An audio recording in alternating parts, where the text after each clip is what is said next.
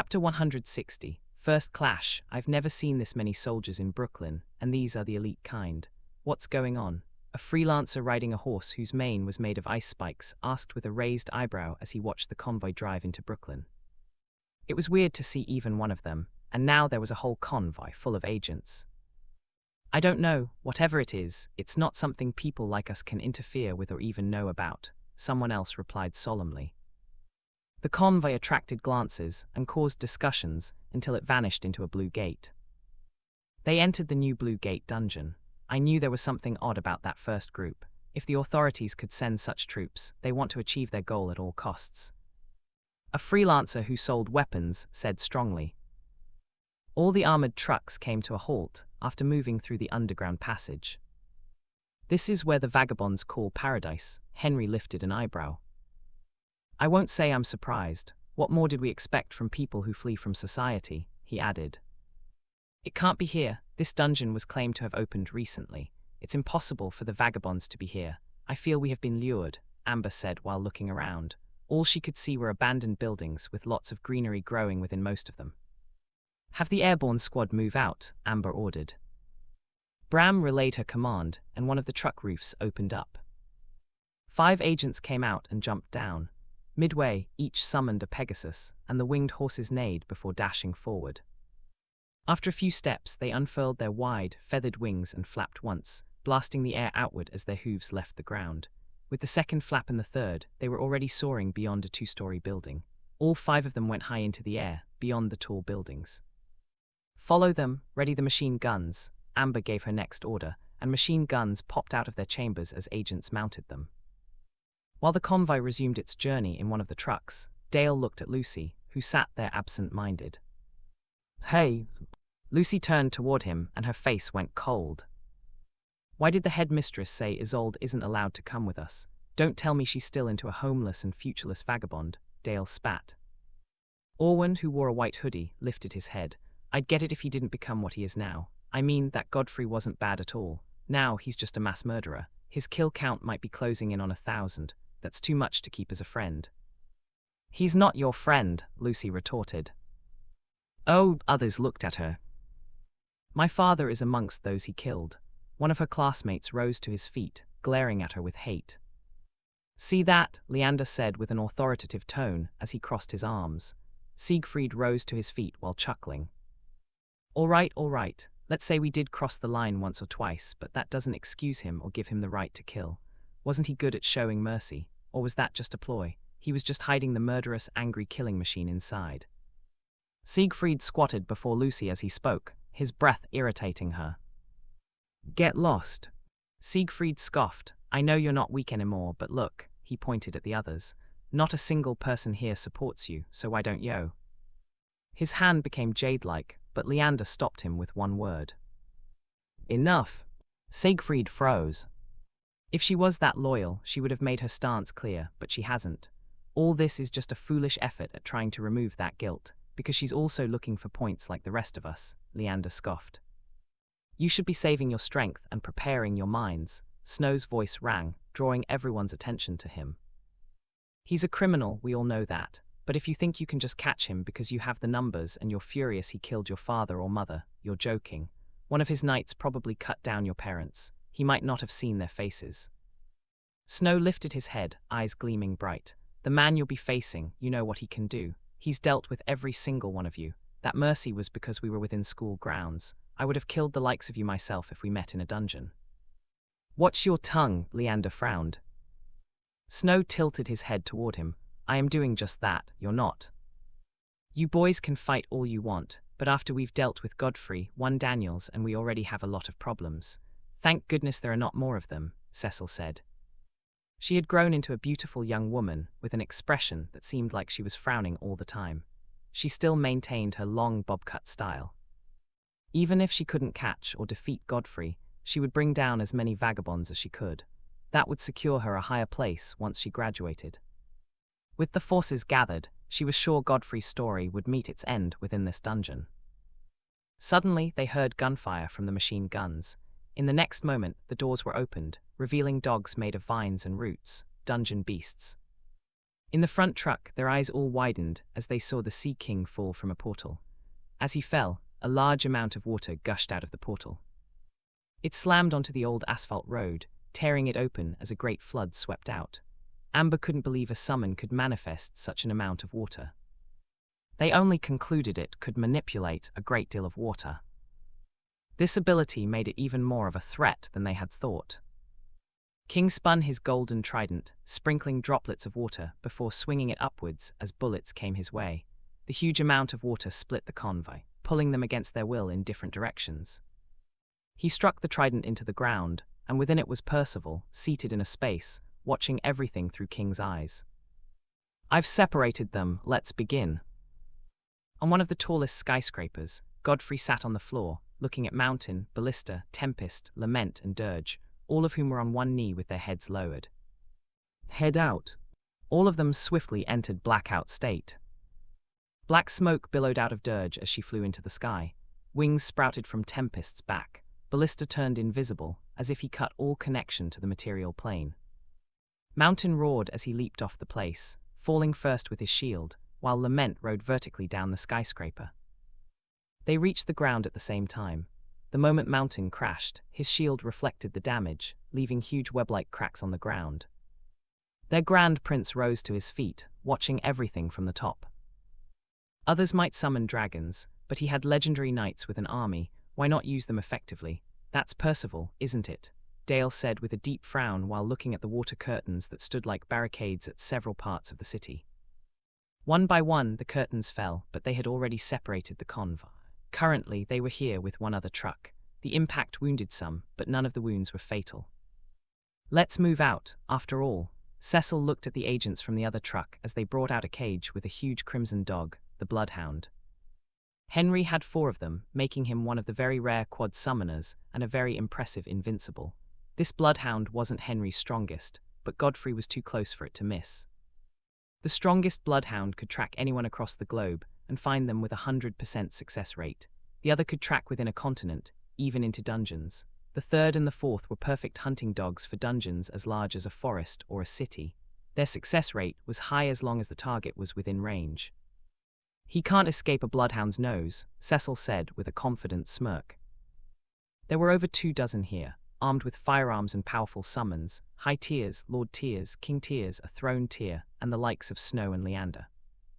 In terms of raw firepower and strength, Leander was king, but Snow's summon had an ability that made all of that useless. He was the perfect weapon for the Shadow King. Just remembering his feats was enough to make Cecil's smirk falter. In the end, his 3 summoners would not be enough. "You can deal with Godfrey. I have someone more important to deal with," Leander said. Before Cecil could speak, he summoned a 10-foot-tall hyena whose tail itself was a snake. The tail was over a dozen feet long, with a snake head at its end. Both the snake and the hyena had crimson eyes. Leander climbed onto his beast, and with a few steps it had left them, heading for wherever Percival was. He had a score to settle for his sister. Kenneth, the Throne Tier agent who had been watching everything in silence, finally spoke, turning everyone's attention toward him. "Focus on our mission.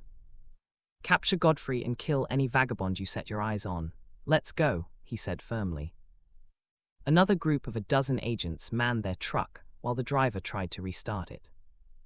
The eyes of their lieutenant narrowed when he saw an individual perched on a 2-story building, watching them.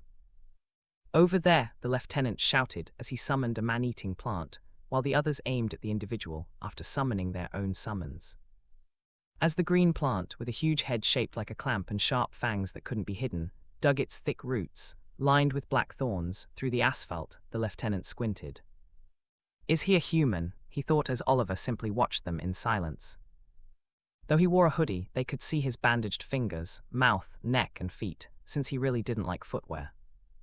"Filthy vagabond," an agent cursed, slamming the trigger. His rifle spat flames as bullets tore through the air. A diagram flared up beside Oliver, and a skeleton clad in a worn-out hood appeared.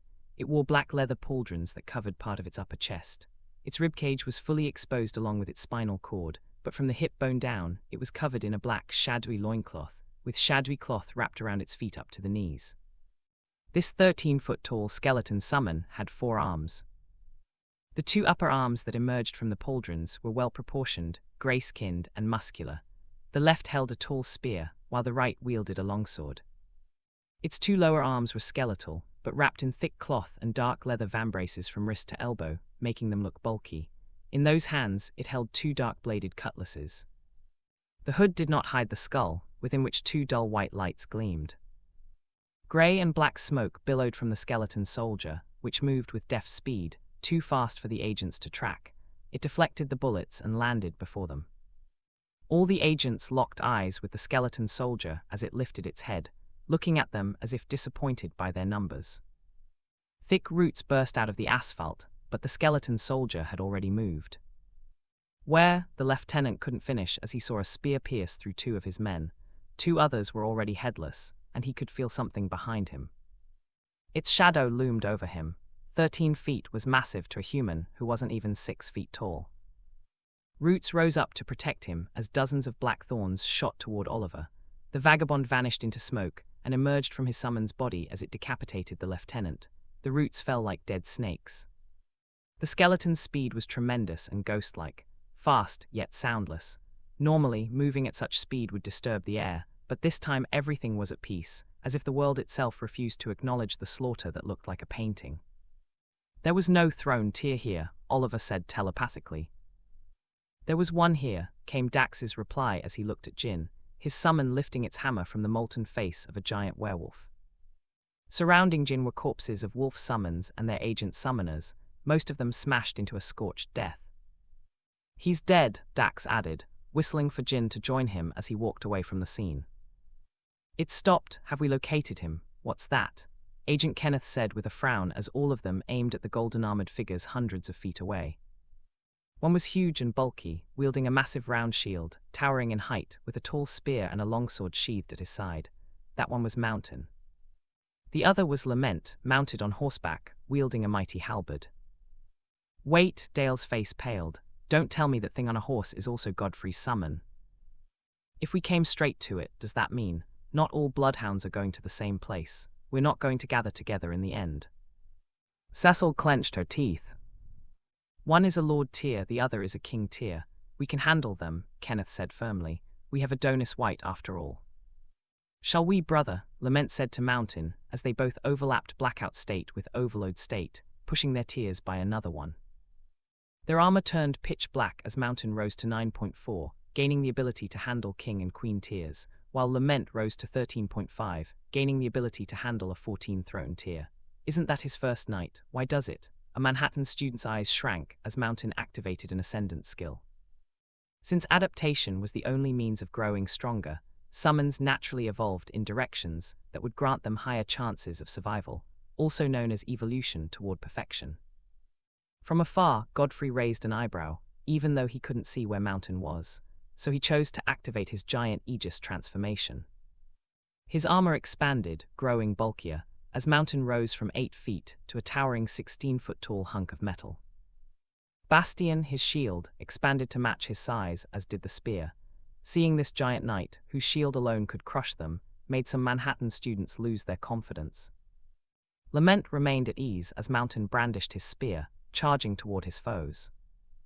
Fire, fire at that thing, Cecil screamed before the lieutenant could speak. He glared at her but waved his hands for his men to obey.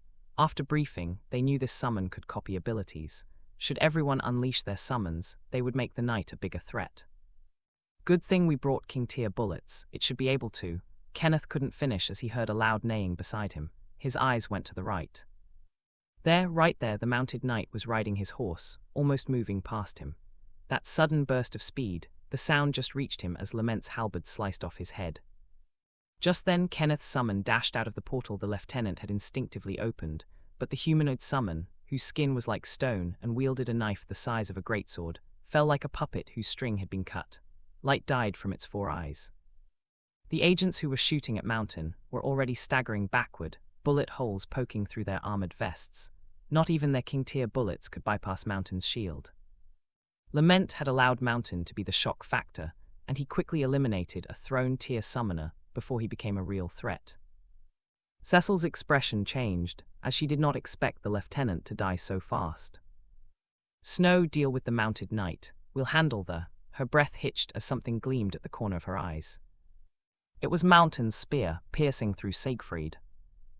Mountain still remembered that one. His eyes went to Owen next. The student turned invisible and fled, causing the others to scatter.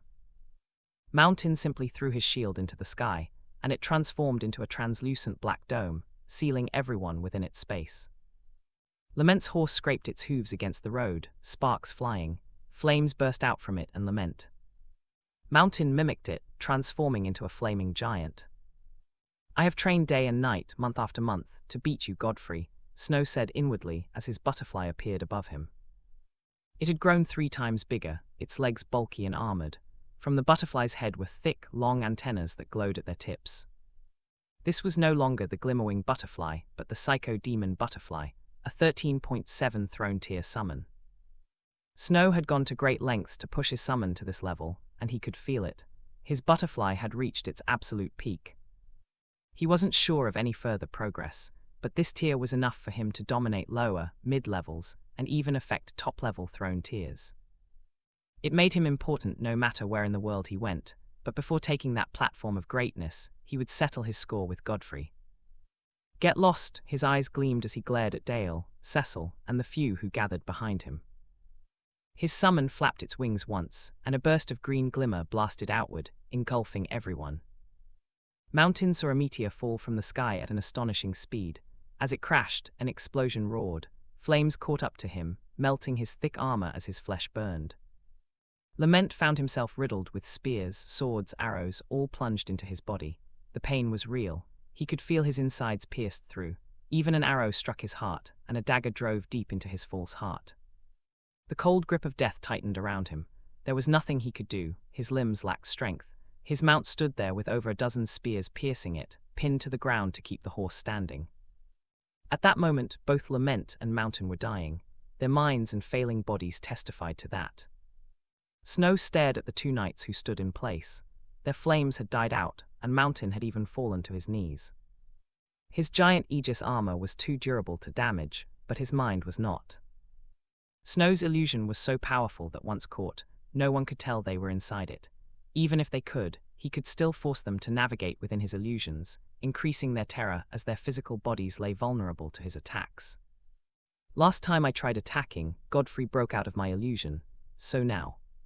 His summon flapped once more, releasing red glimmer, but then Lament turned his head.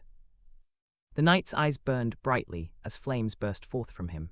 His activation of sun annihilation was so sudden it took Snow off guard. It was like a mini nuclear bomb. Flames swept outward, burning everything. Snow's summon flapped its wings, launching bluish-white glimmer that burst into a thick wall of frost taller than a 2-story building, but it was consumed by the flames in the blink of an eye. Snow's heart pounded hard as his summon grabbed him and fled, but the heat scorched his skin badly and also burnt holes through his butterfly's wings. My first thought was to turn myself into stone. Had I done that, I would have died, Snow said inwardly as he looked at the massive crater left by the Ascendant's skill, sun annihilation. His illusion brought down the dome, so he was able to ascend higher into the sky, fleeing fast as both he and his summon barely survived. Owen ran to the back of a skyscraper far away from the scene, and 2 of his classmates ran with him. Owen's face darkened. He couldn't even be assured of himself. Why should he carry this baggage? A portal appeared and his summon came out, perched vertically on the wall. That damn Godfrey, we're his former classmates. Couldn't he have left us with a warning? We can let the past be the past. Dying for some points doesn't make. Owen's scorpion strung the 18-year-old Manhattan senior right in the chest. His eyes widened as the other student, a girl, screamed. Owen jammed her mouth with his palm. Shut it. He glared at her as his scorpion came down. The girl summoned a bear, but the scorpion was bigger. It seized the bear and strung it multiple times as Owen slammed the girl's head into the wall. He let his unconscious classmate slip to the ground and took her pistol. I'm not Godfrey. I won't kill my own classmates, but I won't let them be a burden to me either. At that moment, the earth trembled. Owen barely turned before the wall tore open, and a massive shield slammed into him, launching him through the wall of another building. His scorpion launched its tail. The tail suddenly extended, moving as fast as a bullet, but Mountain lifted his shield, timing everything perfectly. He swung it downward, cutting off the Telson in one blow. Bastion's runes glowed as it unleashed a shockwave, blasting the scorpion through 2 buildings before it collapsed in an alleyway, bleeding heavily. "Go to hell," Orwin cursed, blood on his lips, his arm and rib broken, as he aimed a revolver at Mountain. It wasn't the pistol the authorities gave him, but a weapon his mother had provided. It had 3 bullets, peak-thrown tier bullets meant to ensure his survival. It had taken all she had to get him this. After all, he was his family's future. His talent would guarantee him a good spot in the authorities' government. Orwin pulled the trigger, unleashing the first bullet. Mountain used lightning infusion, shifting a few feet to the left as if lightning itself pushed him aside, leaving behind a faint afterimage. Orwin's eyes shuddered. He fired the second bullet, but Mountain did the same. "Are you toying with me?" Orwin screamed, firing the final bullet. Mountain dodged once more, but this time he blitzed forward, looming above Orwin while crackling with lightning. Staring at the black giant knight, Orwin felt his bowels loosen. Fear gripped him like never before. "I have been waiting for you," Mountain said as he speared through Orwin's chest, lifting him and pinning him to the wall. The knight captain pulled out his spear, turned, and walked away, his heavy metallic steps making the earth quake softly. "I found you," Leander said from atop his summon as he locked eyes with Percival, who stood at the center of thousands of rotating water droplets, a massive sphere of water hovering above his hand. Percival turned to him. "I've been waiting for you, Leander Ouroboros. Godfrey told me you'd come seeking vengeance for your sister. You understand that your wish is for me to be imprisoned and brainwashed, while your sister gets praised and promoted. Isn't that much better than a cannibalistic summoner like you breathing the same air I do?" Leander clenched his teeth. Percival waved his hand, scattering the water droplets. A portal appeared behind him and his Leviathan emerged, just as the snake-tailed hyena pounced forward at Leander's command. While the serpent-tailed hyena advanced toward the Leviathan, Leander commanded it to activate an advanced skill that made it grow to 13 feet. The summoned serpent tail became much longer, almost twice the length of the hyena itself. Along with that, the hyena's claws became like actual curved daggers, and its fangs grew out like sabers. With a ferocious growl, it leaped, striking the Leviathan's face. The hyena's claws opened sharp gashes through Levi's tough scales, forcing the aquatic apex predator to roar, twist its neck, and bite down. The hyena leaped out. Even though it was immune to claws, fangs, bullets, and other forms of physical attacks, the Leviathan was much bigger than it. That size made it a bit easier for the Leviathan to swallow it. However, that would also grant it the opportunity to inflict the sea creature with its venom. Unfortunately, the risk was great. With that option thrown out the window, the hyena's serpent tail lashed out, heading straight for the Leviathan's eyes. The serpent opened its mouth, revealing 2 sharp fangs, but just then, Percival gave a command. Levi activated an ascendant skill, a skill it developed after surviving a near-death experience caused by the first Ouroboros it encountered. Instantaneously, the Leviathan's blue scales became primarily gray and black, giving it a rocky appearance with sharp protrusions. It lifted its head, and the serpent struck the heavily armored skull. Its fangs couldn't pierce through. Without the ability to inflict its venom, Leander knew his summon stood no chance of winning against the Leviathan. In that moment, he used Exchange, switching places with his summon before the Leviathan could chomp down. He appeared where his summon once stood, with the giant fangs of the Leviathan descending from above. The creature's shadow enveloped him. Leander drew a dagger strapped to his waist. It was a gift from a guild master to his family, made from the fang of a 15.5 peak-level throne-tier boss. The dagger could go for several $100 million at auction. "I brought this dagger to kill you and Godfrey, and no one will save either of you from me." Leander's eyes gleamed as he swung it upward. However, Percival also used Exchange and retrieved his Leviathan, but that move put him in close proximity with the dagger, its gleaming edge reflected in his irises. In that split second, Percival burst into droplets of water and gathered back together behind Leander. "I knew you'd do that," Leander bellowed inwardly as he released the dagger, grabbed it with his other hand, and swung backward with all his might. Percival ducked in time, narrowly evading a crescent beam that flashed out, slicing the wall of an abandoned 3-story apartment complex open. A trident appeared in Percival's hands, and he swept Leander off his feet. Percival sprang up with the trident above his head and struck Leander right on the chest, shattering the old asphalt road as web-like cracks spread outward. A great amount of dust rose from the shattered earth. Percival brandished his trident and retreated, as Leander might use the dust to his advantage. It was better to rely only on his instincts and ears. As expected of the Shadow King's ace, Leander's voice rang from the dust cloud as two gleaming red eyes shone. He brandished his dagger as a massive diagram flared up behind him. The size of the diagram made Percival squint, but even that wasn't enough to justify the creature that was summoned. A serpent, its entire length close to 1,000 feet and thicker than a city bus.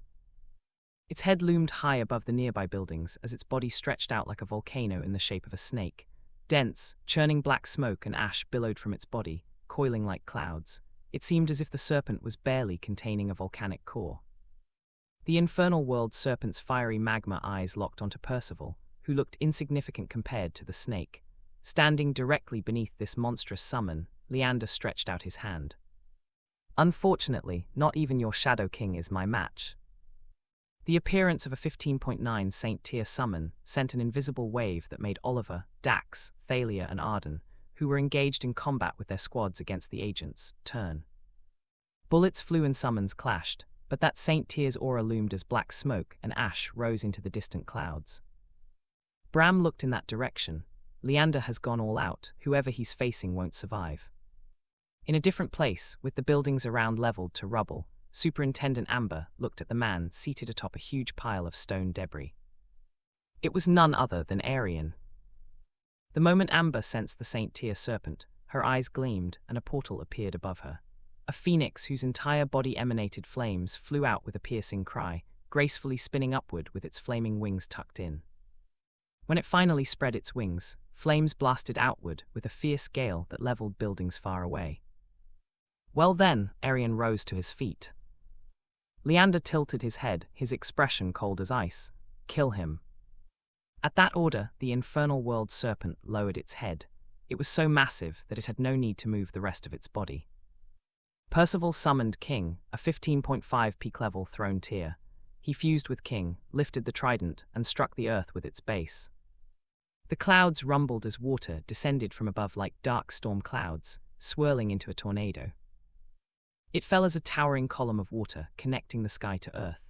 The gale alone ripped buildings from their foundations as the ground cracked and burst, mini water tornadoes rising everywhere. The Sea King's blue hair whipped violently, but like an undisturbed behemoth, the infernal world serpent forced its head through the descending vortex, glaring at him as the smoke thickened. It lunged downward.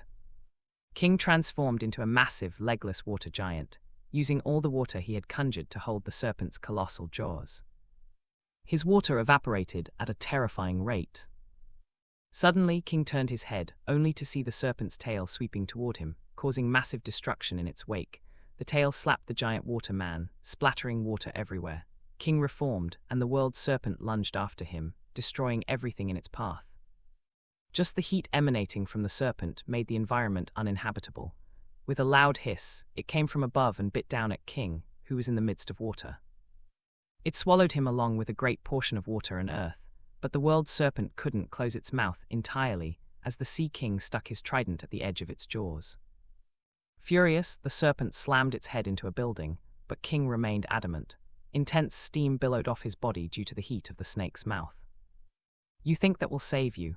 Leander roared as he fused with his serpent, forcing the jaws of his summon down. The trident began to tilt as it slowly caved under the pressure. At that moment, a portal appeared and Levi emerged, coiling itself around the world serpent's neck before squeezing with all its might, forcing a thunderous roar from the beast. Worthless attempt, Leander scowled as magma poured out of his summon's body. Percival's Leviathan was the first to be soaked in magma so hot that casual flames seemed as harmless as room-temperature water compared to it. Through King's eyes, Percival saw the depths of the serpent's throat glow. The heat of whatever was coming blasted King's face, inflicting severe scorching pain that Percival himself felt through resonance. He could hear his Leviathan's cries outside as it continued struggling to strangle the serpent. Making up his mind, Percival made King leap into the glowing depths. King had no regrets. He was a king, but before Percival, he had dropped his crown and chosen to be his guardian. A great amount of water burst out of the earth, dozens of tornadoes, all of them curving and forcing their way into the serpent's mouth. It tried closing its jaws, but Levi tightened its grip with all its might, pushing beyond its limits to keep the serpent's mouth open. The serpent slammed into the earth, tilting its head against what should have been possible in an attempt to rip the Leviathan off, but it couldn't. Leander deactivated fusion, landing in the flooded street amid rubble. He tried to retrieve his serpent but failed. Before his very eyes, his summon bloated. Water erupted from different parts of its body before it exploded, blood mixed with water spraying in every direction. Blood coated Leander's lips as he went mad with rage at Percival, who was on one knee within King's body. King was badly burned in multiple places, yet he still held his trident as water gently swirled around him. The burns ran deep, pain flaring through every part of his body. Leander opened a portal behind him, and the hyena pounced, aiming for Percival's neck. Percival blocked it with his trident, but the serpent tail moved at great speed, aiming for the exposed neck area where magma had burned away his fine scales. Just then, an invisible force froze its fangs an inch away from Percival's flesh. Had it bitten, Percival would have been inflicted with the laughing venom.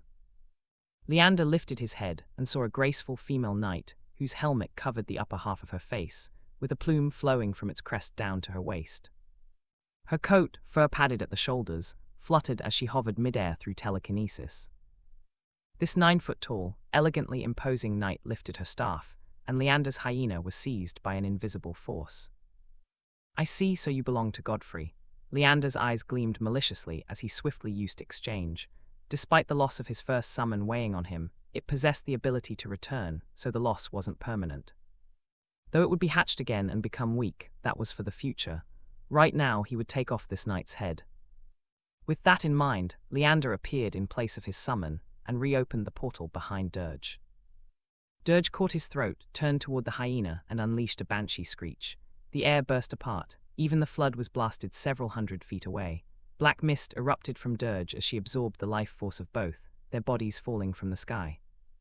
Percival looked up with the expression of one who had just survived death. He could feel that Dirge had held back in that scream, yet the effect still shook him to the core. In the main battlefield, several dozen agents unleashed a rain of bullets on the vagabonds, who fought back with their own firearms, as with summon against summon. Chaos was everywhere. From above, Thalia, fused with her summon, a peak-level king tier with pink wings, white curly hair, and digitigrade legs protected by hard pink skin along with her forearms, provided air support. She fired sharp white crystals from her palms that exploded into boulder-sized, spiked formations, destroying vehicles and supporting her cohort from the air. Arden, on the other hand, pushed through the front lines while fused with a gray-skinned harpy, a humanoid summon with massive feathered wings for arms, a woman's body, and digitigrade legs ending in eagle-like talons. Those talons tore through bears, hounds, and wolves. Arden blitzed across the battlefield, deflecting bullets with her wings while opening clean gashes through the flesh of anyone who stood against her. The battle was already tilting in favor of the vagabonds, until someone landed on one knee atop an armored truck, white hair plastered to his face due to sweat. Snow lifted his head as his butterfly dropped him and flew into the battlefield. With a single wing beat, purple glimmer erupted, turning those who weren't agents into stone. It swept across the field like a storm, dealing massive damage as many vagabonds were petrified. Arden's summon flapped her wings, unleashing a gale that blew away the second wave. Seeing this, Snow rose to his feet as his psycho-demon butterfly unleashed a massive wave of silver glimmer. Arden flapped her summon's wings again, but the glimmer detonated, hurling her several dozen feet backward. Thalia fired crystals at Snow, but he activated Aegis' shield using purple glimmer. His eyes shimmered with green glimmer, and suddenly Thalia found the entire world plunged into darkness. In the next moment, she began to fall from a great height. Seeing Thalia falling, a sniper aimed his rifle at her, exhaled once and smiled. "Got you," he said, and fired. A golden figure blitzed through the battlefield, leaped into the air, stretched out his gauntleted fingers, and caught the bullet in his palm right before it touched Thalia's eyes.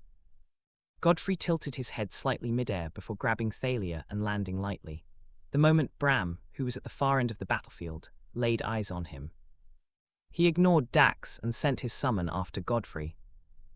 However, despite the tiger night beetle's frightening speed that broke the sound barrier, it saw a ghostly four-armed skeleton running beside it.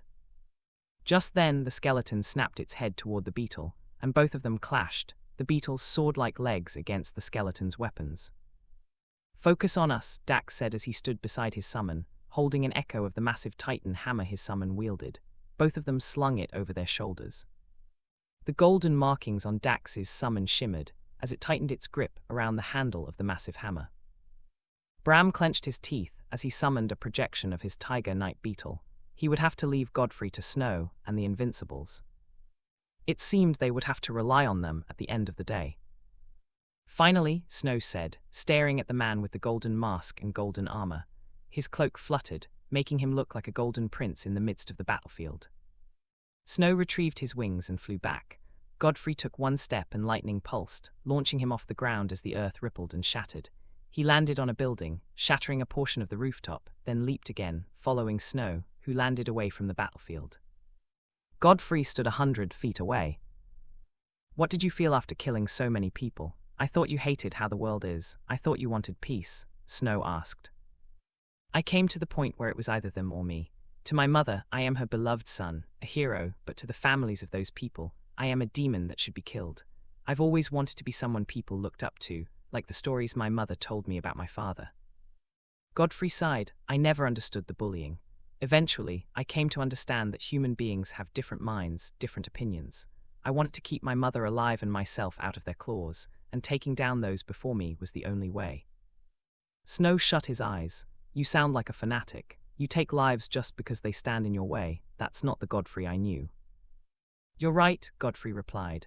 "I should have told the entire world that my mother's life was at stake. When you are among the same people who called me trash when my father died saving at least half a city, one life for millions, maybe even billions, tell me, who will the majority stand with?" Snow squinted. "You're aiding the authorities in killing vagabonds, people who ran away from being subjected to demeaning acts against humanoid summoners. All they want is freedom, yet you join the institute that hunts them," Godfrey said firmly. Snow looked at his hands. Vagabonds were killers, potential weapons for the fanatics to exploit. They had already been killing agents for a long time. But was it like what Godfrey said? Did they just have to fight back to protect themselves? Was he killing freedom fighters? Snow's hands trembled. Just what was going on?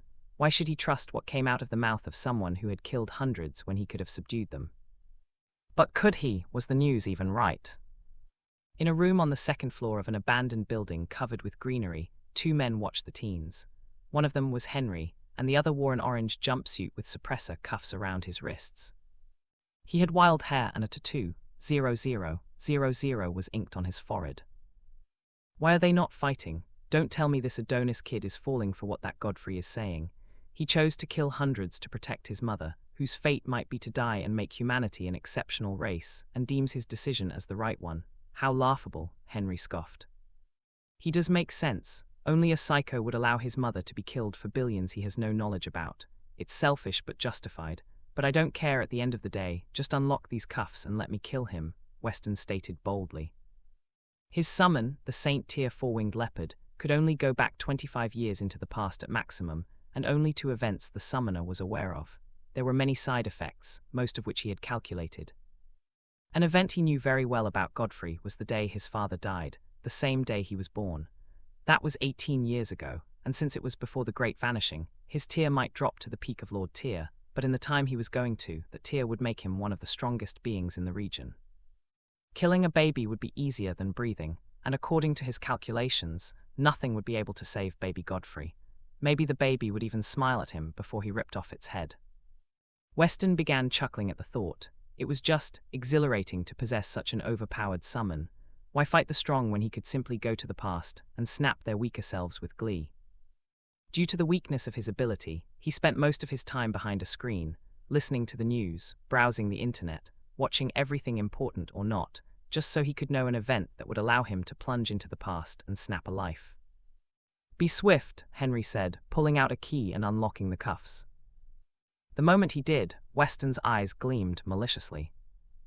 Weston found himself in a hospital hallway. People were running up and down, panic etched across their faces. Some were paralyzed by fear as the roars of a fierce battle exploded outside. No one even questioned what a man in a prisoner's outfit was doing in a hospital. Weston walked calmly, recalling what the reporter had said 18 years ago. In addition to the testimonies from others, who were currently terrified to the point of death at this moment, he knew just where to find his target. He leaned against the wall, whistling to himself as the hospital shook and trembled from the chaos outside. The ferocious battle cries of orcs tore through the air, but Weston felt no fear. The hero had protected the place properly. After all, his wife and son were inside. Weston kept glancing at the ticking wall clock as medical teams gradually evacuated the area. He had to hand it to them, they were strong-minded people. Well, they also knew the survival of the mother, and the child was tied to their survival at this moment. Thinking of that, Weston shrugged. Mrs. Joy was the last to leave, and from her conversation with another professional, it seemed the mother was asleep, and plans were being made to move both mother and child. All of a sudden, Mrs. Joy paused. Even amid the chaos, did she just see a prisoner leaning against the hospital wall? She quickly turned but found no one. Unbeknownst to her, the door to the room softly clicked shut. Weston walked into a fairly large room, his eyes on the floor-to-ceiling glass wall. He could see a small portion of a towering wall made of gold not too far away, partly blocked by a few skyscrapers. Softly clicking his tongue, Weston tilted his head toward the bed where Valentina lay, deep in sleep even while thousands panicked outside. Thank God he had arrived a few hours into her labor, or this could have cost him greatly. However, Weston approached the small bed where a little baby lay, his bright blue eyes wide open as he scanned his surroundings, even when his brain couldn't really process it all. Weston smiled. It's funny, isn't it? Look at you, so innocent, and your mother lying there like the future of humanity doesn't depend on her and you, this innocent little guy. He gently caressed Godfrey's cheek with one finger.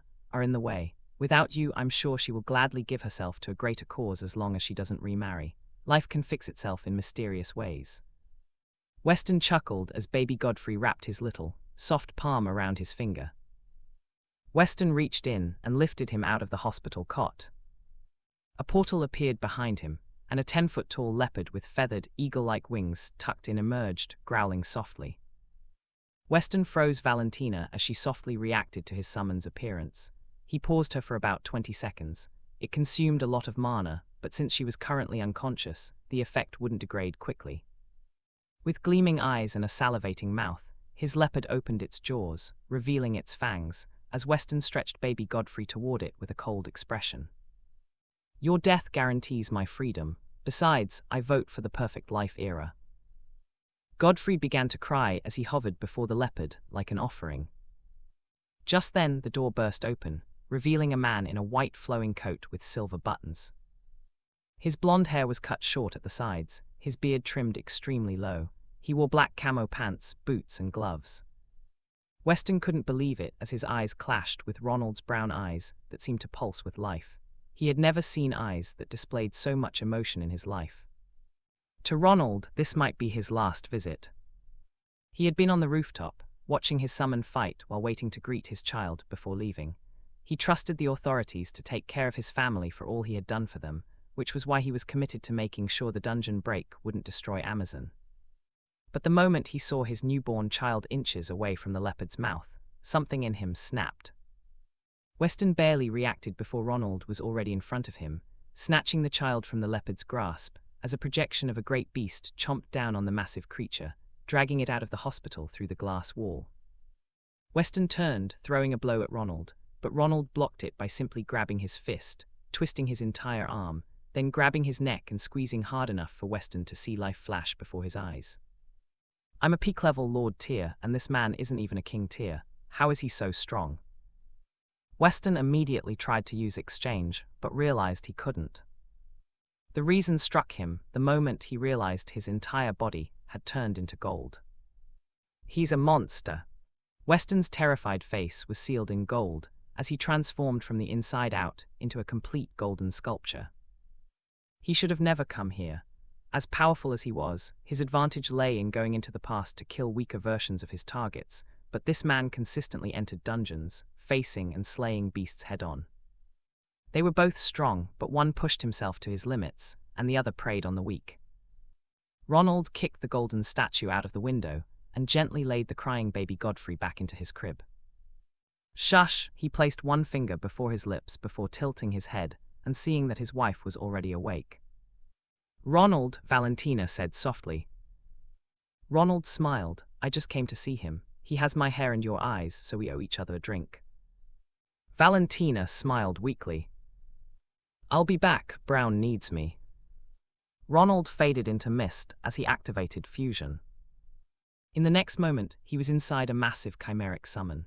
It looked like a bear with thick, overlapping carapace that ran from its neck to its haunches, each segment textured and rigid like weathered stone that allowed it to curl into an impenetrable ball.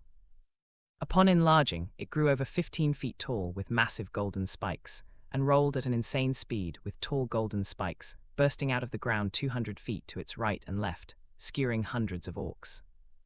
It moved like a golden ram of death. Thousands were crushed or skewered, and due to the wall, all the orcs were focused on bringing down the fast-moving giant beast. Upon fusion, Ronald activated Enhance, a skill that doubled the length of his summon's spikes, pushing its tier to the absolute peak of Lord Tier through complete union of summoner and summon. A skill few like Ronald could use, as he had groomed his summon closely from when it was no bigger than his feet at the age of 5, forming a much closer bond than most summoners. There was no him, there was no Brown. There was only one being, man and beast as one.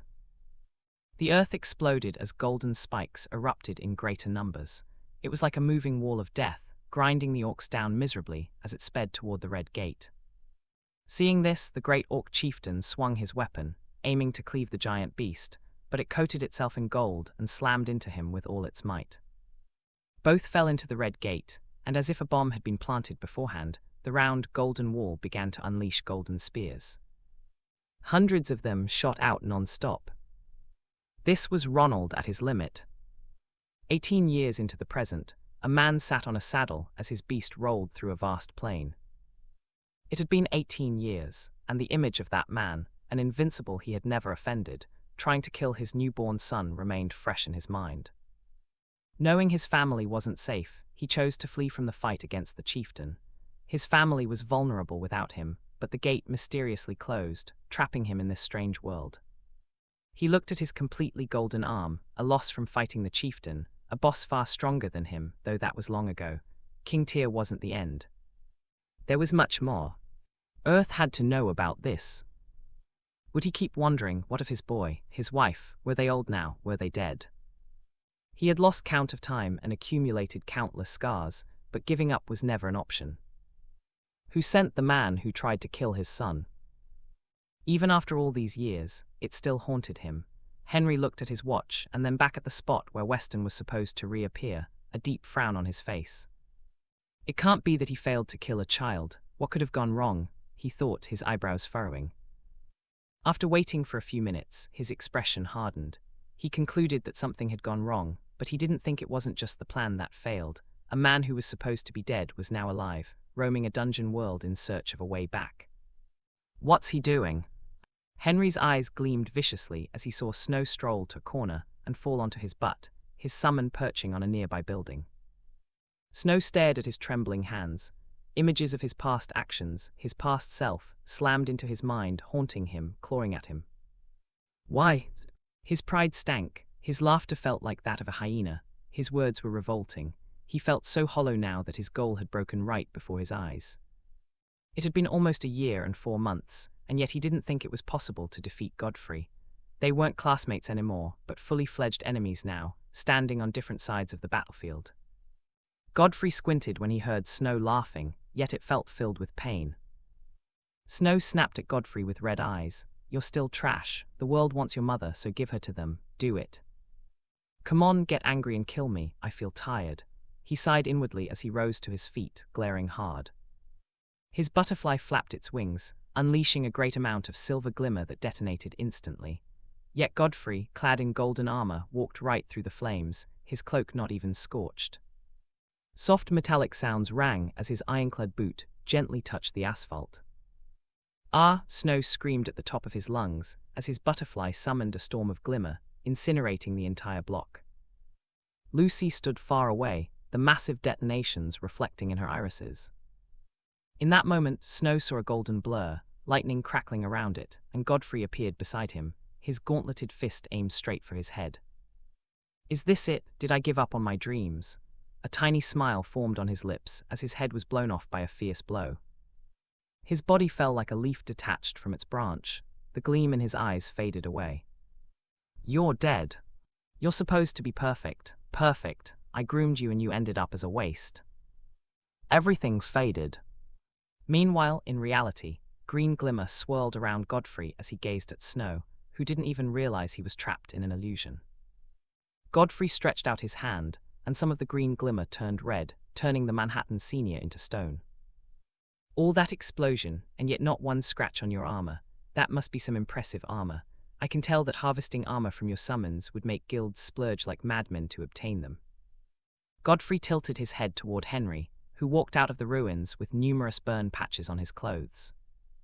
Henry examined the young man clad in golden armor, a golden mask with black sclera and golden irises, emanating the aura of a 16.2 saint-tier existence. All this while, his summons discreetly monitored Godfrey's summons. He had hunted and killed enough vagabonds to know the drawbacks of overload. It rendered the summoner unable to unleash their summons for at least a day. He knew all 4 of them had used overload, and had returned to their summoner's soul space due to the strain, all except Dirge. "So you killed your own classmate. God knows what you're turning into. You're even colder than frost." Henry laughed as he approached. Snow had retrieved his summon when he saw Godfrey about to deliver the final blow, so only his stone sculpture remained. Henry tapped it lightly. "Hard stone." As he looked at Snow's statue, Henry's eyes gleamed. He had 2 throne tier summons, 1 peak level and 1 top level, and the other 2 were king tier and peak lord tier, pushing his personal strength into the saint tier. One universal truth about summoners with multiple summons is that the summoners themselves end up as stronger existences.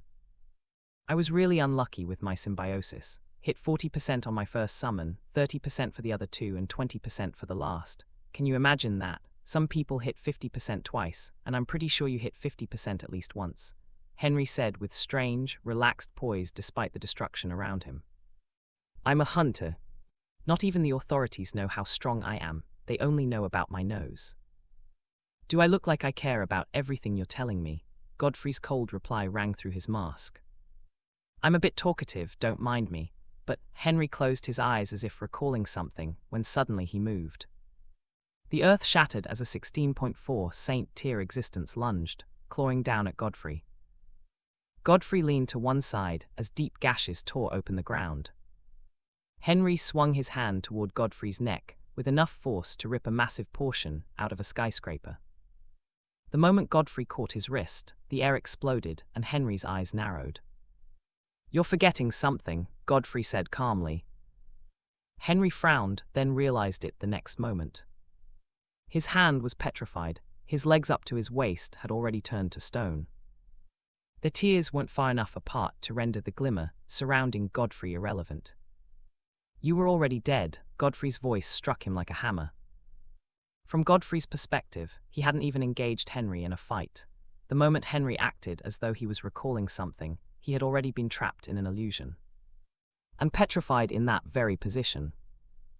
All his strength became meaningless before Godfrey's current abilities. Using telekinesis, Godfrey clenched his hand tight, and Henry shattered into dust and rubble. "The tracker is dead. I'm free for now, but I thought there were 2 of them." Godfrey turned toward the ruins of the building where Weston and Henry had once observed them. "I don't think that explosion killed him, so he just vanished in the main battlefield." Arden, fused with her harpy, held the front line. Her gales swept those she faced away until a gorilla with a white chest and thick red fur appeared within her range. The summoner of the 13.3 throne tier summon was a lieutenant who stood at the rear, shooting vagabonds with his rifle. Arden's eyes narrowed as the gorilla smashed a goblin summon, wielding a huge round shield into the ground, pounding it with both fists. Arden flew in and struck with her talons, ripping open deep gashes on the gorilla's arm. It roared and tried to grab her wing, but Arden, in the body of the harpy, maneuvered and opened a cut across the gorilla's face with the edge of her wing. It growled furiously and slammed its foot into the ground. A sudden force pulled her backward, right into the gorilla's grasp. Swiftly, it slammed her into the ground, pressed its thick foot onto her back, and dragged both wings with the intention of ripping them right off. A figure billowing with cold, black smoke fell from the sky, landing directly on the gorilla's back. Dirge grabbed the gorilla's throat with the claws of her gauntlet and ripped it open before unleashing a banshee screech. The earth trembled and tore open. A frightening gale blew everyone away, tumbling heavy trucks as the crack spread even farther, widening as it went. Agents fell into the ravine along with their trucks, while vagabonds were sent flying back by her telekinesis. When Dirge finally stopped, the battlefield was a wreck, with a massive ravine stretching far into the distance. What in the world is that his fifth night? Dax stammered as shock overwhelmed him. He felt disoriented. His ears were bleeding even though Dirge had protected them with a telekinesis barrier. Arden's heart pounded hard as she looked at the edge of the land they stood upon. Everything around them had fallen into a deep, dark pit. Dirge leaped from the gorilla's back and landed beside Arden. The gorilla had died resting on its muscular arms, with Arden lying right beneath it. "Rise up, my shadow," Dirge whispered. The gorilla's eyes shone with a ghastly blue light as its fur turned black and its white chest gained a midnight blue shade. It roared. Dirge lifted her staff, and wisps, representing the life force of those slain by her, flew and merged with the black smoke swirling around her. After absorbing the life force of several king tiers, a handful of thrones, and numerous lower-tiered summons, her tier rose from 12.1 to 12.9. Her crimson armor turned back into gold, restoring a majestic aura that had once been dreadful on the crimson-armored knight, whose lower body was nothing but billowing black mist. Her white cloak and plume waved softly. Her eyes met Arden's as Arden retrieved her summon, gawking at the shadow gorilla whose aura, though slightly weaker, was still frightening. Oliver looked at Dax. It's one of those summons that has other means of growth aside from mana. Are his knights just going to keep getting stronger? Isshin stood amid roaring flames, the edges of his hakama already burnt away. It held both hands on the katana, staring upward as the phoenix soared into the sky and vanished. Just as Bram fled at Dirge's display of might, Amber realized they had lost. Besides, had it not been for her notable self-healing, known as one of the best in the world, she would have lost her summon to the Oni Ronin, whose katana possessed the ability to cut anything.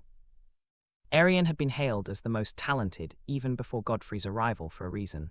His katana could cut through illusions and even space itself.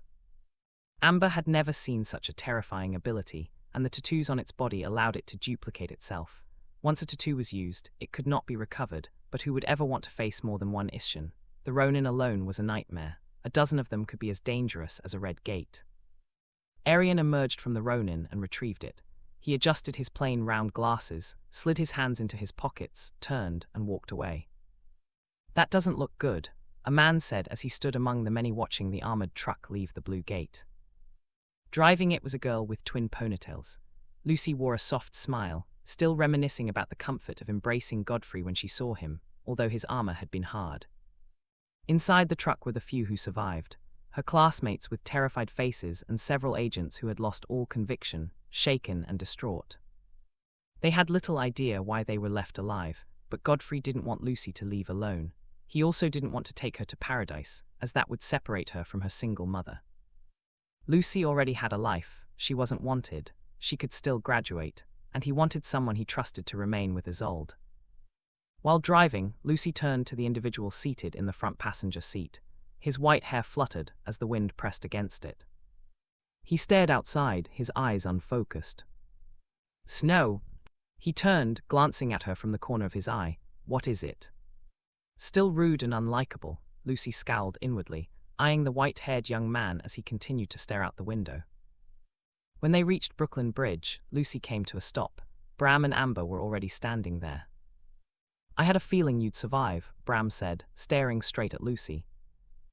Lucy began to fidget, but Bram and Amber surprisingly did nothing else and entered the truck. They didn't even tell her to step down from the driver's seat. At the back of the truck, Bram looked at Amber.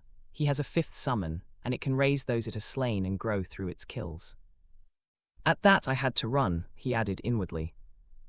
He also killed Weston and Henry, Amber asked. I've identified our target as a Saint-tier summoner, a regional-level threat, but Weston should still have been able to act when he was born. I went there after the target left, but I couldn't find his corpse, not even signs of a fight, Bram said grimly. So he was killed in the past, by who? Bram closed his eyes at Amber's question. It's obvious. Ronald Daniels. Amber rose to her feet. Is he still dead? Let's hope so. We already have our hands full. Any more anomalies and things will spiral out of control. In a vast, sunlit desert filled with towering dunes, a man with a head of golden hair and beard sat atop a dead dragon's head. His summon lay curled beside him, sleeping, while he slowly chewed dried meat. The dwarves said this thing can check tears, Ronald muttered, as he brought out a diamond-shaped crystal from a leather bag and placed it on the dragon's head. Indigo. He raised an eyebrow at the color it emitted. Indigo means top-level divine tier. I'm still far off Adam. A few days later, Godfrey stood beside his mother in a suit, along with hundreds upon hundreds of people, all bringing flowers to the monument set up to honor the vagabonds who had lost their lives during the fight. The sun was exceptionally bright today in paradise, and Godfrey watched as the elite class, one by one, went up to lay flowers in honor of their squad members. Won't you go? Valentina asked him softly. Godfrey remained silent for a while. Everyone will be watching, and it would feel like I'm being judged. They all died because I was tracked. Valentina responded with a gentle smile. Is that so? They didn't die because you were tracked, but because they chose to fight for a member of their cohort. If you can't go alone, then go with me. As she spoke, Valentina entwined her fingers with his and slowly led him up the grand staircase. Godfrey's head remained tilted downward. You feel for their families, that's good. You're just like your father. Do you know he wouldn't eat if a member of his team died in a dungeon? Sometimes he even lost a limb trying to save them, Valentina whispered as they climbed higher. I too was hailed as a doctor who had never lost a patient. Then the fateful day came, and there was nothing I could do, despite my efforts for hours. Like you, I couldn't raise my head. Valentina smiled as though she could see her past self. For days, it felt like I was a failure, but much later, I realized that my actions were a blatant disregard for the lives I had saved. They had meaning. It's just that sometimes we lift the bad over the good, and at times, it feels like there wasn't even any good at all. Valentina released Godfrey's hand and gently caressed his back as they reached the top. The vagabond cohort were among the few who could venture into the outside world to raid dungeons, scout for other humanoids, and protect paradise from external threats. They were well respected in paradise, which was why a great number of people had gathered for the burial of so many of them. After paying his final respects, Godfrey began to descend with his mother. This time, she lifted his chin with one finger. Lift your chin. Godfrey's eyes met the hundreds standing below. It was an intimidating sight, considering the circumstances, but he clenched his teeth and endured the pressure. While descending, he saw Ishchan appear out of thin air. It's the captain. The captain is here. The crowd reacted to Arian's presence as he emerged from his Oni Ronin and climbed the staircase. He patted Godfrey's chest. You did good. We would have lost Thalia and Arden if not for you. His words eased the tension slightly. As Arian descended, Ishchan glanced at Godfrey and offered a soft nod. If there was one thing Godfrey had discovered during his time in paradise, it was that summons weren't just tools for survival. They were companions. They had emotions and personalities, but most of that was blurred because the school usually permitted their freedom only when they were meant to fight. It was as if they were being bred to become nothing but warriors. At home, Godfrey loosened his tie and fell onto the bed. He recalled what Snow had said. Did he enjoy killing? Didn't his emotions plague him? They did, but he had long learned to ignore certain emotions, such as fear. He refused to be looked down on and oppressed, so he left fear behind and learned boxing just to stand on his own 2 feet. He chose to enter Green Gate Dungeons, a place with no exit, because growing stronger at a faster pace was the only way to protect his mother. Back then, he believed strength would give him a voice in society. Who would have thought that people like him weren't loved when weak and were feared when strong? As long as his mother breathed, she was in danger. Anyone could lose themselves and come after her. The temptation was too strong. He understood them, who didn't want their loved one back. Many times, he wished his father would suddenly appear and deal with his bullies from back then. Even though I know they're pushed by circumstances, I still won't allow it. Isolde's father was right in the end. Our opinions drive us. To the authorities, they're right. The fanatics also think they're right, but I see both as wrong. He sighed. Why should people allow those they gave power to oppress us? They create laws, ensure innocent humanoid summoners lose control over their summons, and become like Victoria puppets just because they're different. The death rate in the world would have dropped if all kinds of summoners joined hands and repelled the dungeons together instead. What am I, an idealist? People like me tend to die early. Godfrey chuckled inwardly as he appeared in his soul's space. Before, he would directly appear in the chamber he desired, but for the past few days, he found himself standing at the staircase. He had decided to always climb the staircase whenever he wanted to enter the castle. It felt like a small way of bonding with it. With gentle steps, he ascended the broad staircase and stopped at the top before a great door, much larger than the other doors leading to different chambers. I am the lord of the castle, am I not? The thought occurred to him. Open, Godfrey said firmly. The two sides of the door moved inward, revealing a wide path that led to the first chamber. As he strolled through, Godfrey paused before the images carved into the towering walls. They were depictions of Golden Order knights. He saw a knight with a tank-like build, much like Mountain, wielding a longsword and an oval shield. Right beside it was another image of the same knight, now holding a huge round shield and a spear. This Achilles' shield. Godfrey stepped closer, his gaze shifting to the next carving. It depicted the same knight, but much larger, wielding a polearm, one end a hammer, the other an axe. The hammer, etched with the insignia of the sun, exuded raw might. Godfrey had seen this 2 days ago, which was why he had met Orion, a man whose summon could enhance other summons through its creations. Mum, I'm heading out for a bit, Godfrey said as he walked out of his room and toward the exit. To where? Valentina's voice rang out. Elder Orion's forge, I won't take long, he replied. All right. Some minutes later, Godfrey was led into a massive hall. It had an elevated platform about 100 feet away, and on this platform stood an extremely long table covered with metallic objects. There was a large round window on the wall behind the platform, from which sunlight permeated the hall. The moment Godfrey entered, he spotted Orion behind the table. He still had a scarf tied over his head, and he caressed his weighty, pure white beard while speaking with a young, fair woman who seemed to be his assistant. She didn't look like someone who worked in the forge. She probably handled paperwork. However, there was something more captivating than Orion and the young woman, and it was the four-armed, gorilla-like beast with snow-white fur.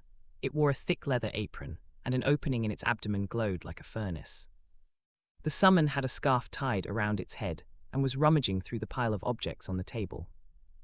At the sight of Godfrey, everyone paused whatever they were doing and diverted their attention toward him. Still in your suit, Orion chuckled. Godfrey scratched the back of his head, realizing he had forgotten he was still wearing it. Bring it, Orion said to his summon.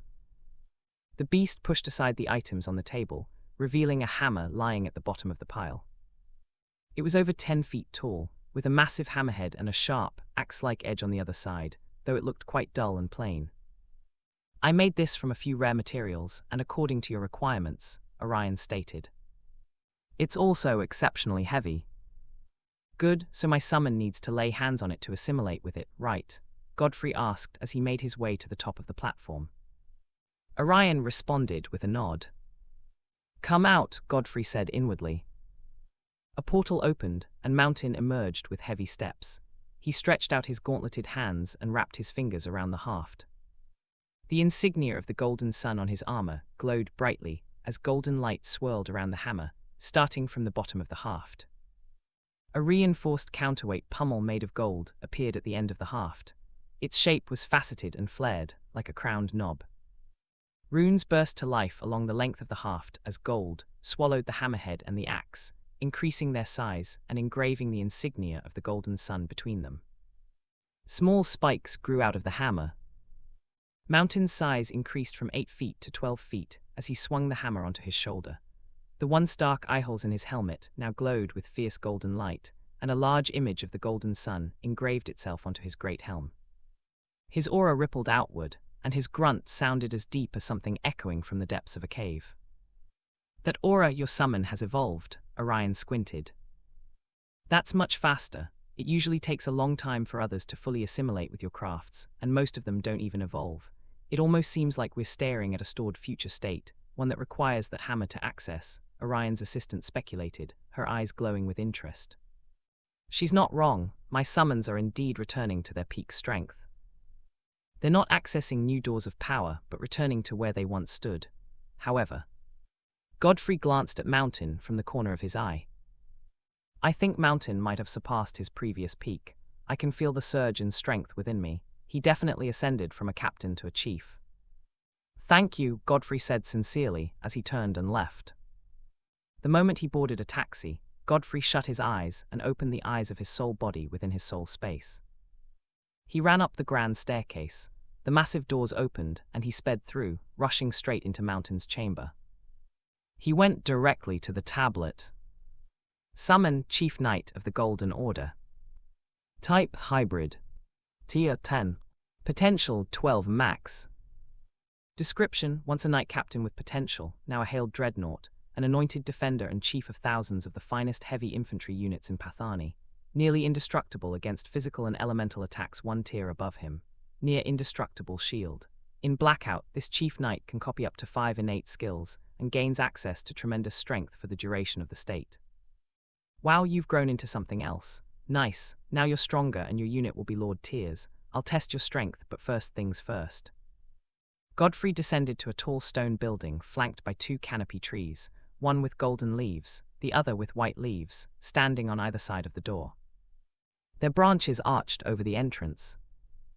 2 men clad in black, Paradise Police, those responsible for maintaining internal peace, stood guard before the door. Godfrey exchanged pleasantries with them before walking inside. The interior was vast.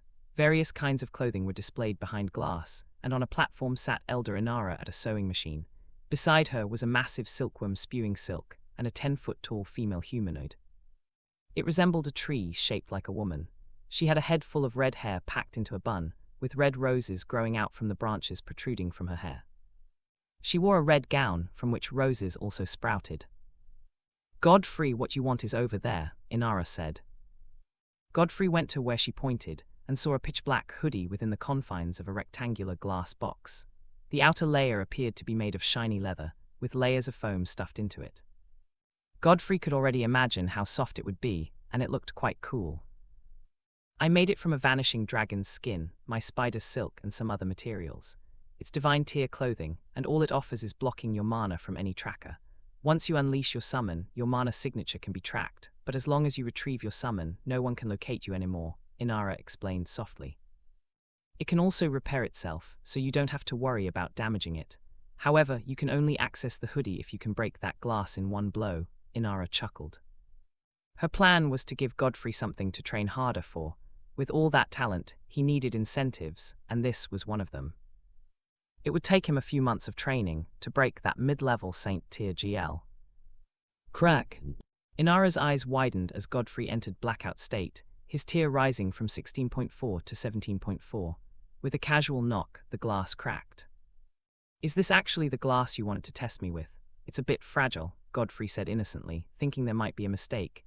Maybe this wasn't the actual glass. The moment he discovered an elder wanted to test him, he naturally wanted to do his best, but not even Inara was prepared for his best. And so, Inara's face went pale. Godfrey left Inara's place and stopped at a gym. He walked in and smiled warmly at Victoria, who was in a ring teaching a young man. She had him in a headlock, and veins bulged from the young man's averagely muscular arms, but he couldn't free himself. He wore a suppressor, so this was him using all he had as a normal human, yet Victoria held him there with a smile on her face. She wore loose grey pants, a black crop top, and an equally loose, long-sleeved grey shirt. This was her new job, and the gym also belonged to her. Here for some smacking, Victoria chuckled when she saw Godfrey approach the ring. I trained with the vagabonds for a year and some months. You can't beat me, Godfrey replied casually. Wow, that's quite the talk, coming from a student to his teacher. How prideful, Victoria said as she pushed the young man she faced forward, grabbed his wrist and drew him back. She shoulder-slammed him to the floor and walked to the edge of the ring, wrapping her fingers around the ropes. Drop the suit and step in. I'd like to see what you've learnt all this time, Victoria taunted. I came so we could go have lunch at home. You haven't returned for a month now. This place isn't a house, Godfrey's voice softened. He knew the loss of her summon weighed heavily on Victoria, and so after the last attack on his mother's life, she thought there was nothing she could do as a bodyguard anymore and decided to open a gym. At first, it was a welcomed idea, but for the past month, Victoria had not returned home. I never said it was. Besides, I just want to flex my limbs. I'll return soon. Godfrey raised an eyebrow. You've been saying the same thing for a month. Mum told me. Victoria scoffed and turned back. You should have told me you've lost your skills. You're next. She pointed at a huge, muscular man who stood among the few more interested in fighting her than lifting dead weights. As the man entered the ring, Godfrey removed his coat and dropped the bag that held his hoodie. He folded the sleeves of his white shirt and bent to remove his shoes. I've heard a lot about you, that's why I came. I'm Bone Fist. The huge man introduced himself with a solemn face. Victoria entered a boxing stance, her eyes sharpening, but when the man was about to move, someone nimble flew into the ring and placed his hand on the huge man's shoulder. How about you wait, there's a family matter on the table. The man looked at Godfrey. He could see the dark silver suppressor bracelet with red linings around Godfrey's wrist, yet he couldn't move. Are you all right? He stammered and swiftly left the ring. I guess he fears an elite class, but I don't think they're that frightening with suppressors in the equation, a bystander remarked with a slight scoff at the huge man's cowardice. So, Victoria smirked. Godfrey tilted his head with a helpless smile. If I win, you will join us at lunch and dinner. If you win, you will join us for lunch only. What? Victoria glared at him. What sort of bargain is that? It's that, or you don't get to see my current skill, Godfrey said as he placed his weight on one foot and threw a high kick. See, I know Taekwondo. Good, Victoria lunged at him, lowering herself for an upward punch. He's fast, so he'll retreat to gain space and... Her eyes sharpened as Godfrey took a step backward, leaving her range. He'll launch a roundhouse kick, Victoria whispered inwardly, ducking as Godfrey launched the roundhouse kick before striking his chest. She followed up with another blow to his shoulder, to weaken that arm before blitzing to the right with swift footwork and throwing a punch at his rib. A nay, Victoria thought, leaning her body back to evade his knee strike. 2 punches.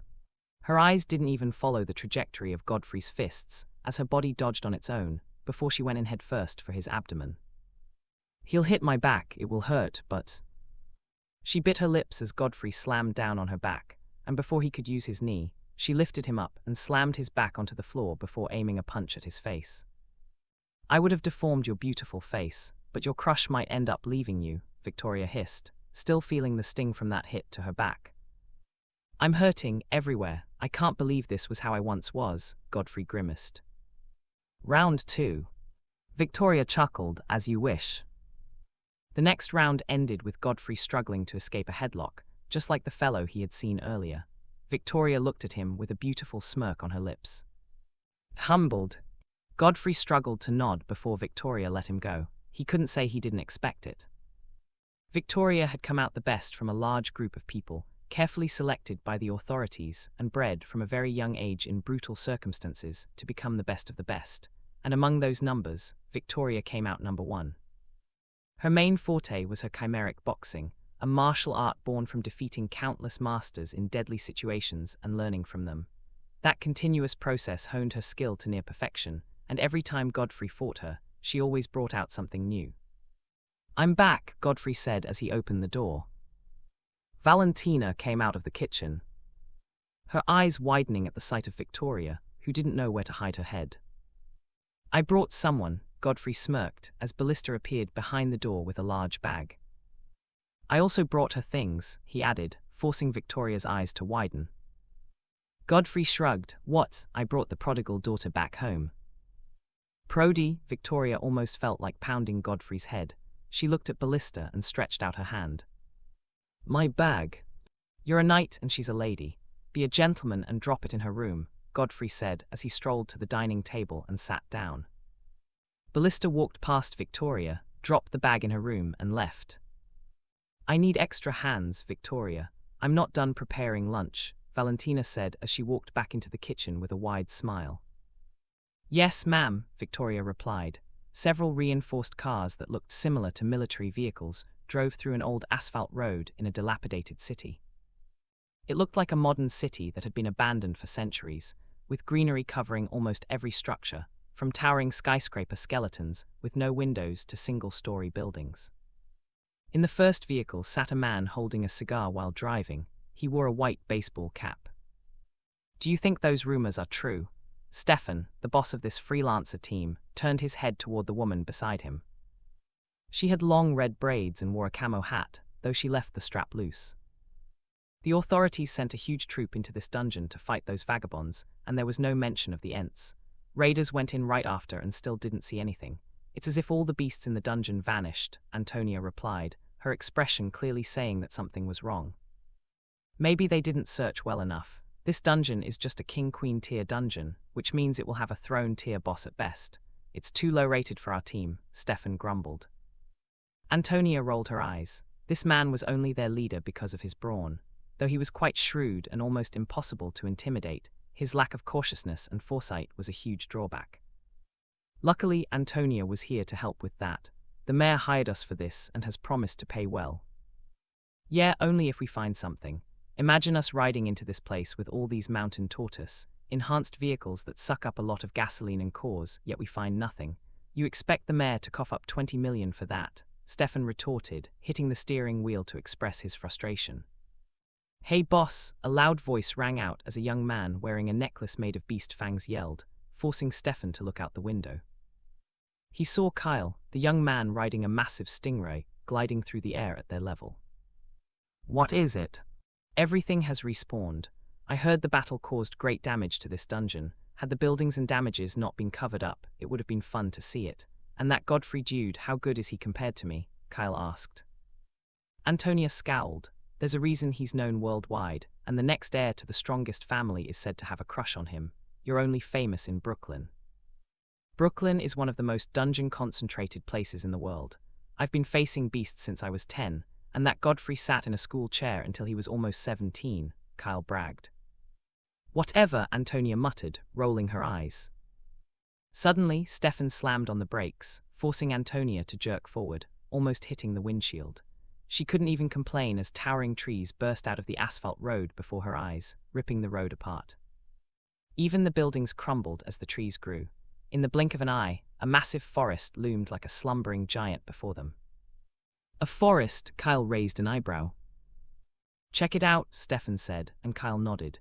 His stingray burst forward, manipulating the air as it flew into the forest, Kyle holding tightly to the custom-made saddle on its back. He shut his eyes and they began to twitch, but still nothing. After flying for a while, Kyle spun around and flew back. The moment he burst out of the forest, his heart shuddered. He saw some of his comrades pinned to the floor with tree-like spears. Blood was everywhere, but what stabbed deepest into his soul were Antonia and Stefan, killed by long, slim arrows, with fletching made of leaves that grew naturally from the shaft while still seated in the vehicle. Kyle turned back with quivering eyes and saw tree-like archers, perched on trees, aiming at him. There were hundreds of them, with bark-like bodies and cloaks made of green leaves for camouflage. He couldn't believe they had been there the whole time, but that was the least of his terror as something heavy approached from the depths of the forest. It was a towering 10-foot-tall humanoid made of roots and bark, resembling a bulky knight. One arm ended in a massive shield with two sharp ends at the bottom and one sharp end at the top. From the gaps in its head, ghastly green light shone. More came out, some smaller, some the same size. Their numbers grew until they spread deep into the forest.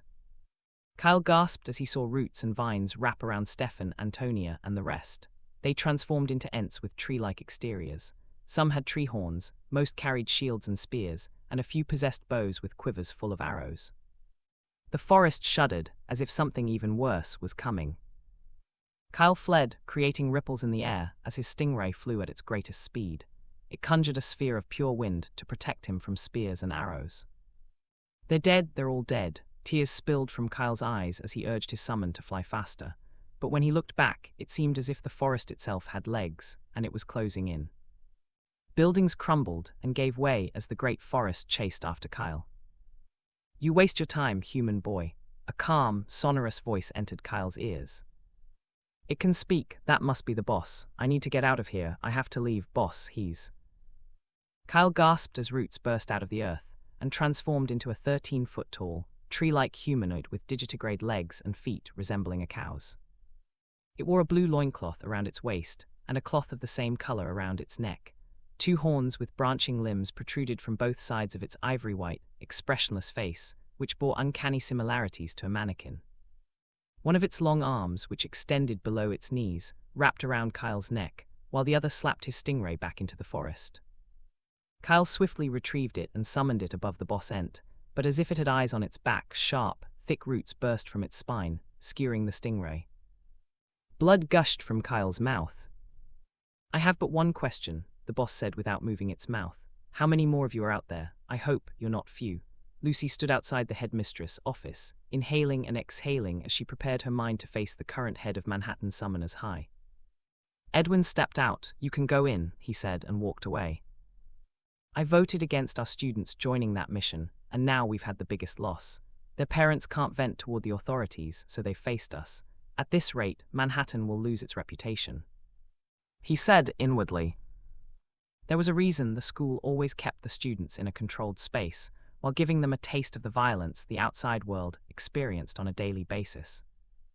Beyond that reason of allowing the students to filter themselves, the school wanted to maintain its rating, so the strong couldn't be punished much, or they'll lose them, and that might lead to a drop in the rating. Once that happens, another school would gain the resources. Unfortunately, all that preservation technique ended in futility, as a good portion of the seniors were slain, especially the ones with bright futures as agents. Of course, their parents wouldn't dare look in this direction again. It was better when Headmaster Sebastian was around. His strict dealings with the authorities was better than this friendliness that has buried students. Now she wants the third-year students to go to Brooklyn. Edwin almost pounded the wall. These are students, not soldiers.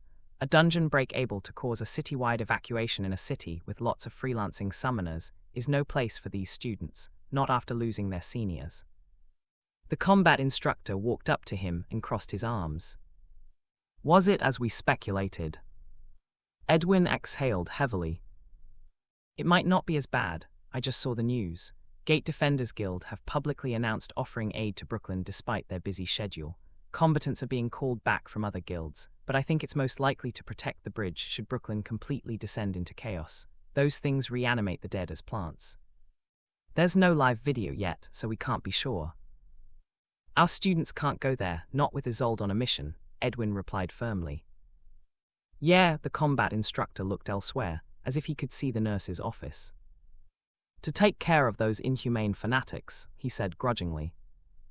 While the teachers spoke, Lucy stood before the headmistress.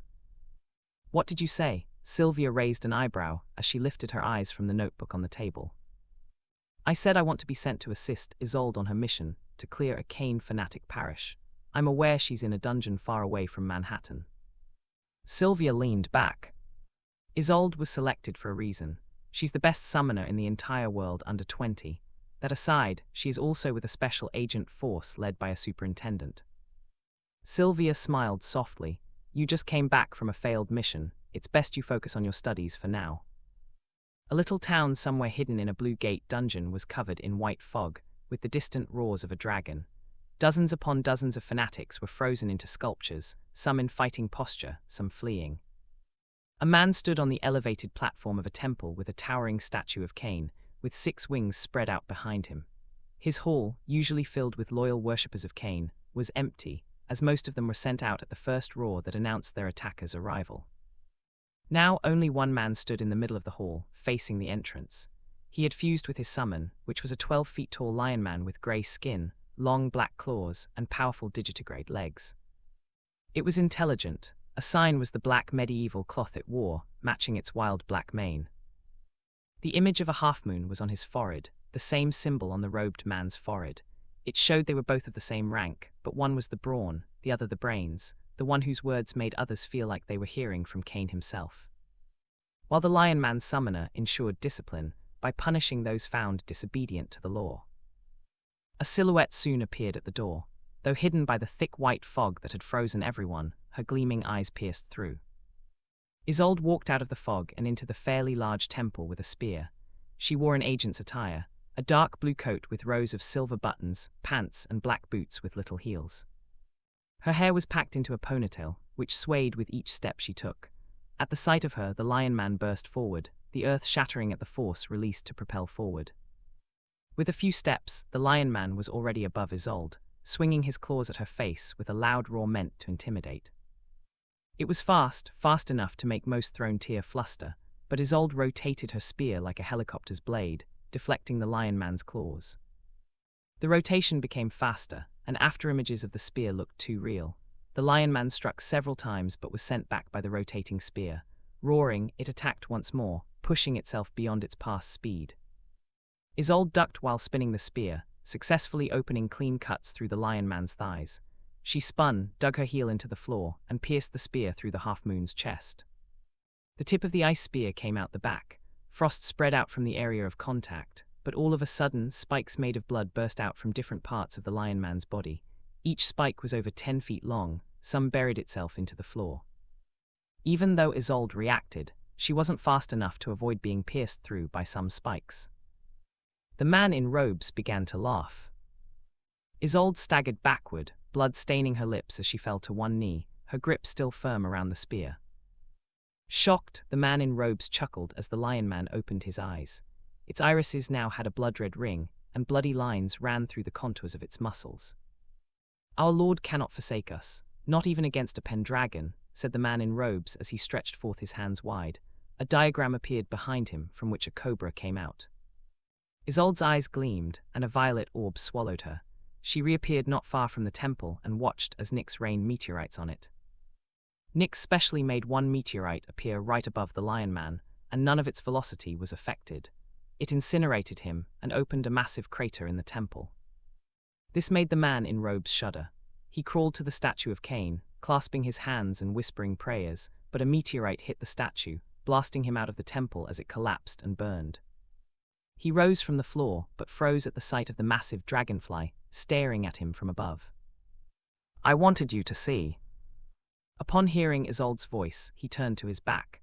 She lifted her right leg and kicked him into the burning temple, the flames reflected in her golden-orange eyes. As she watched those flames, a vision she once had flashed through her eyes. It was Godfrey standing on a podium with the press at all sides. A soft smile crossed her face. It should mean he regains his place in society. It was one of her last visions. As much as she wanted that day to come, she felt a bit of dread, as the next vision after that was a dark, ruined place with all 8 knights by his side. She would have loved to have visions like back then, so all these pieces would come together, but it wasn't up to her. Maybe that was the end of Godfrey. Did he regain his place, bring peace and vanish? Was he killed, or was he about to face something? Cain. Not knowing the future was painful to Isolde, more than her badly injured body, which she had stopped from excessive bleeding by manifesting scales over the wounded spot. She wiped the blood that slipped out of her mouth, took it as a sign to leave, and mounted Nyx. She was much faster than Grace. A few kilometers away, a large number of agent military vehicles were parked, and a few feet ahead stood a man and Lilith. The man, who was the superintendent, turned to Lilith at the sight flying toward them. "Can you see it now? You've repeatedly pushed against it, but she cleared a mission meant for a special unit like ours all on her own." Some hours later, Isolde sat on a hospital bed in a private room and was being attended to by a female doctor whose summon, a Matabele ant, could strengthen the blood cells to heal all damages and even devour diseases. It was quite small, the size of a cat, and unleashed a radiant light that gently caressed Isolde's body. "These dungeons are getting even more frightening. I can't believe you were wounded this badly," the doctor said, her heart heavy with concern. Isolde merely smiled softly. Just then, she saw a message pop up on her phone. "What's going on in Brooklyn? Please switch on the television.